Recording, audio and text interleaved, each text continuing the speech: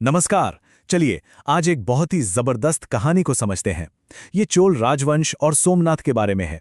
लेकिन हम सिर्फ ये नहीं देखेंगे कि हुआ क्या था। नहीं, हम ये देखेंगे कि इस कहानी को सुनाया कैसे गया है। वो कौन सी बातें हैं जो इसे सिर्फ इतिहास नहीं बल्कि एक पावरफुल इमोशनल कहानी बनाती हैं। तो शुरू करते हैं। देखिए, हर बड़ी कहानी का एक दिल होता है और ये कहानी अपना दिल पहले ही लाइन में सामने रख देती है, और वो है स्वाभिमान। ये एक ऐसा शब्द है जो सुनते ही आगे आने वाली हर चीज के लिए एक इमोशनल माहौल तैयार कर देता है। अब जरा इन शब्दों पर गौर कीजिए। सोज ये नहीं कह रहा कि ये एक जरूरी कहानी है, वो कह रहा है भारत के स्वाभिमान की आग। ये एक बहुत सोचा समझा फैसला है। इसका मकसद सिर्फ जानकारी देना नहीं बल्कि सुनने वाले के दिल में शुरू से ही एक चिंगारी जलाना है। तो माहौल तो बन गया, लेकिन अब कहानी का दांव और भी बड़ा होने वाला है। और यह होता है एक गहरे संकट का एहसास दिलाकर। एक के बाद एक ऐसे खतरे सामने रखे जाते हैं जिनसे कहानी और भी गंभीर हो जाती है। कहानी की शुरुआत होती है एक बहुत बड़े खतरे से। ये किसी एक इंसान या एक जगह की बात नहीं है, ये तो पूरी आस्था, पूरे सिस्टम की नींव पर हमले की बात है। इससे एक ऐसा ड्रामा बनता है जिससे कोई भी जुड़ सकता है। और इसके बाद वो जो बड़ा खतरा था वो अब हवा में नहीं रहता, वो जमीन पर उतर आता है। अब बात हो रही है मंदिरों को तोड़ने की, जो हमारी आस्था का जीता जागता सबूत हैं। इससे खतरा और भी असली लगने लगता है। और फिर बात पहुंचती है सबसे बड़ी चीज पर।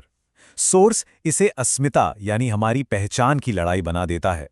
अब ये लड़ाई सिर्फ इमारतों या पूजा पाठ की नहीं रही, ये इस बात की लड़ाई बन गई है कि एक समाज के तौर पर हम हैं कौन। तो जब संकट इतना बड़ा हो तो फिर कौन आएगा सामने? कहानी हमें मिलवाती है अपने हीरोज से, जो इस खतरे का सामना करेंगे, चोल योद्धा।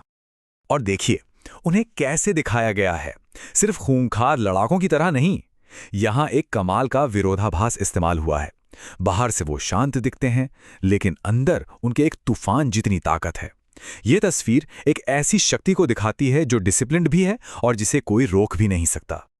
और यहीं पर कहानी एक बहुत जरूरी बात बताती है। वो कहती है कि उनकी ताकत सिर्फ उनके शरीर में नहीं थी। ये एक गहरी, बहुत गहरी शक्ति की तरफ इशारा है। एक ऐसी शक्ति जो तलवार चलाने से कई ज्यादा बड़ी थी।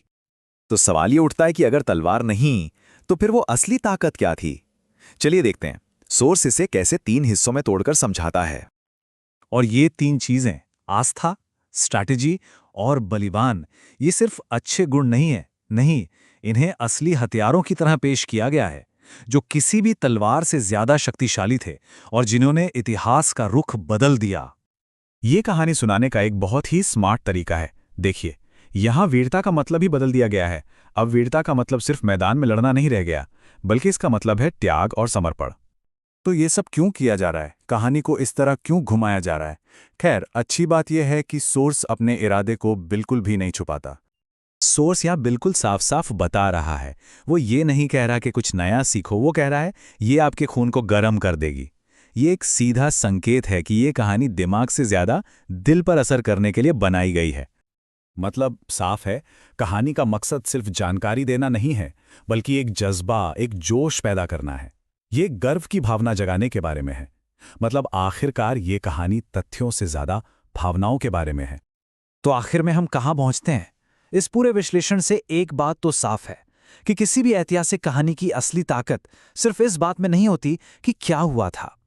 यह हमें इस सवाल के साथ छोड़ जाती है कि क्या असली शक्ति कहानी में है या फिर उसे सुनाने के तरीके में। सोचने वाली बात है।